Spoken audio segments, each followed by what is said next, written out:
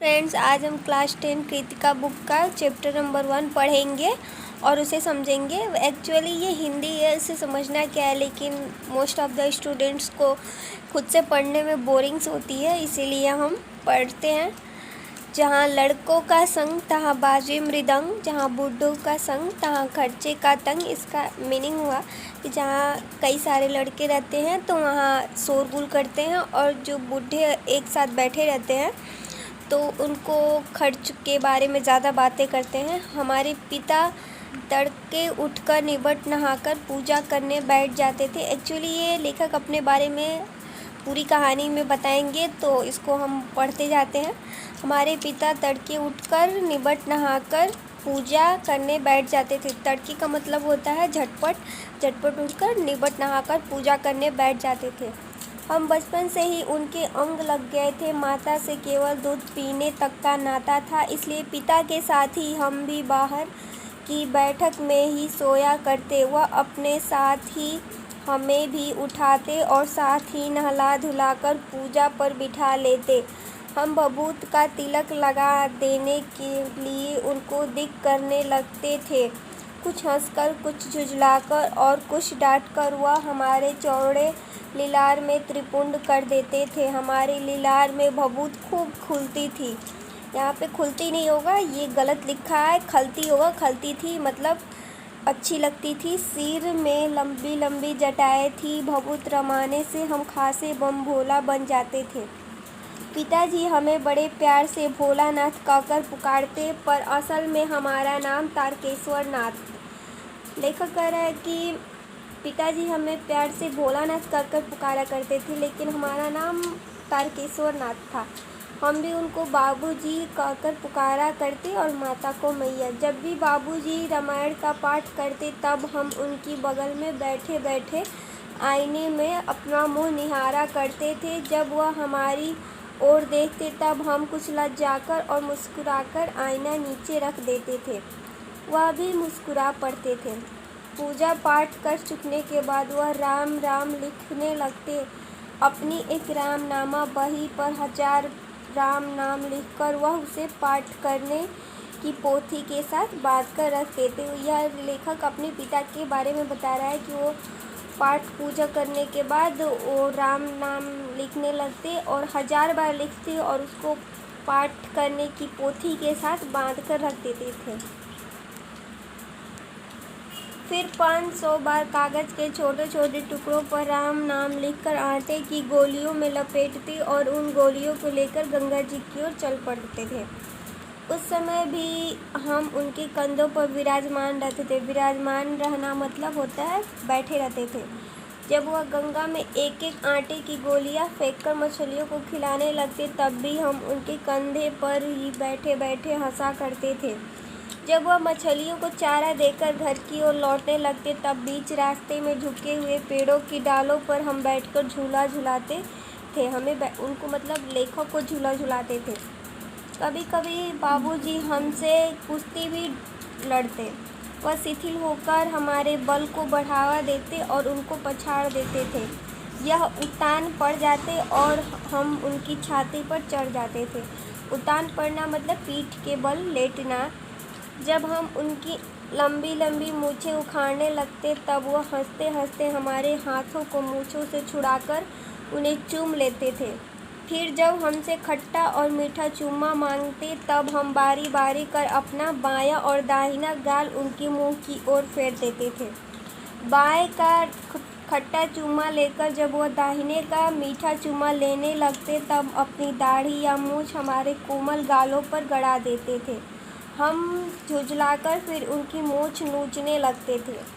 इस पर वह बनावटी रोना रोने लगते और हम अलग खड़े खड़े खिलखिलाकर हंसने लग जाते थे।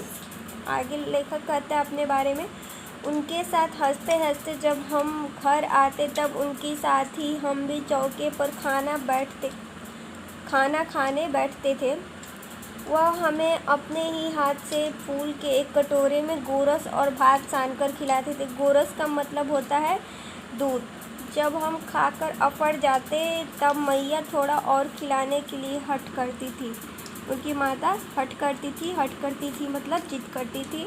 वह बाबूजी से कहने लगती, आप तो 4-4 दाने के कौर बच्चे के मुंह में देते जाते हैं, इससे वह थोड़ा खाने पर भी समझ लेता है कि हम बहुत खा गए। आप खिलाने का ढंग नहीं जानते, बच्चे को भर मुंह कौर खिलाना चाहिए। जब खाएगा बड़े बड़े कौर तब पाएगा दुनिया में ठौर।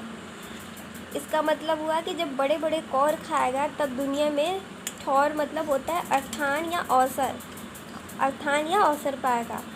देखिए मैं खिलाती हूँ, मर्दुए क्या जाने कि बच्चों को कैसे खिलाना चाहिए, और महतारे के हाथ से खाने पर बच्चों का पेट भी भरता है। यह कह हुआ थाली में दही भात शांति और अलग अलग तोता मैना कबूतर हंस मोर आदि के बनावटी नाम से कौर बनाकर यह कहते हुए खिलाती जाती कि जल्दी खा लो नहीं तो उड़ जाएंगे, पर हम उन्हें इतनी जल्दी उड़ा जाते कि उड़ने का मौका ही नहीं मिलता था। लेखक अपने बारे में कहते हैं कि हम उन्हें इतनी जल्दी खा जाते थे कि उनको उड़ने का मौका ही नहीं मिलता था। ये मीनिंग्स हैं, इनको आप ध्यान से देख लीजिएगा। आगे बढ़ते हैं। जब हम सब बनावटी चिड़ियों को चट कर जाते थे तब बाबूजी कहने लगते, अच्छा अब तुम राजा हो, जाओ खेलो। बस हम उठकर उछलने कूदने लगते थे, फिर रस्सी में बंधा हुआ काठ का घोड़ा लेकर नंग धड़ंग बाहर गली में निकल जाते थे। जब कभी मैया हमें अचानक पकड़ पाती तब हमारे लाख छटपटाने पर भी एक चुल्लू कड़वा तेल हमारे सिर पर डाल ही देती थी। हम रोने लगते और बाबूजी उस पर बिगड़ खड़े होते, पर वह हमारे सिर में तेल पोत कर मतलब डालकर ही मानती थी, हमें उबटकर ही छोड़ती थी। फिर हमारी नाभि और लीलार में काजल की बिंदी लगाकर चोटी गूंथती और उसमें फूलदार लट्टू बांधकर रंगीन कुर्ता टोपी पहना देती थी। हम खासे कन्हैया बनकर बाबूजी की गोद में सिसकते बाहर आते थे।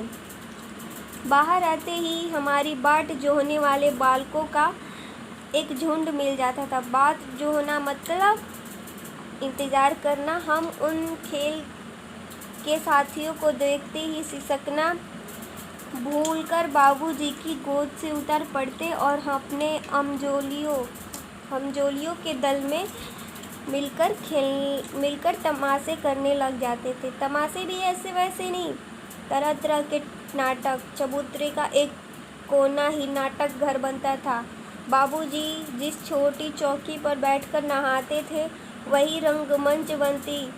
उसी पर सरकंडे के खंभों पर कागज का चदोवा तानकर, चदोवा मतलब होता है, एक मिनट, छोटा समियाना मतलब स्टेज टाइप में वैसे बनाते थे। चदोवा बनाकर मिठाई की दुकान लगाई जाती। उसमें चिलम के खोजे पर कपड़े के थालों में ढेले के लड्डू, पत्तों की पूरी कचौरियाँ, गीली मिट्टी की जलेबियाँ, फूटे घड़े के टुकड़ों के बतासे आदि मिठाइयाँ सजाई जाती थी।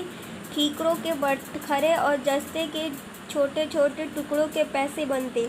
हम ही लोग खरीदार और हम ही लोग दुकानदार। बाबूजी भी 2-4 गोरखपुरी पैसे खरीदे लेते थे। ये लेखक अपने बचपन के खेल के बारे में बता रहा है कि हम ऐसे ऐसे खेला करते थे। थोड़ी देर में मिठाई की दुकान बढ़ाकर हम लोग घरौदा बनाते थे। घरौदा मतलब घर बनाते थे। धूल की मेड़ दीवार बनती और तिनकों का छप्पर, दातुन के खंभे, दिया सलाई की पेटियों के किवाड़, घड़े के मुहड़े की चूल्हा चक्की, दिए की कढ़ाई और बाबूजी की पूजा वाली आँचमनी कलछी बनती थी। पानी के घी, धूल के पिसान और बालू की चीनी से हम लोग ज्योनार मतलब भोज, दावत मतलब खाना पकाते थे, तैयार करते थे। हम ही लोग ज्योनार करते और हम ही लोगों की ज्योनार बैठती थी। मतलब वही लोग खाते थे और वही लोग मतलब बनाते भी थे, वही लोग खाते भी थे। जब पंगत बैठ जाती थी तब बाबूजी भी धीरे से आकर 5 के अंत में जीमने के लिए बैठ जाते थे। जीमने मतलब भोजन करने के लिए बैठ जाते थे। उनको बैठते देखते ही हम लोग हंसकर और घरौदा बिगाड़कर भाग चलते थे। वह भी हंसते हंसते लोटपोट हो जाते और कहने लगते, फिर कब भोज होगा भोलानाथ। तो स्टूडेंट्स, आज हम यहीं पे ख़त्म करते हैं, और अगर वीडियो पसंद आई तो लाइक कर देना।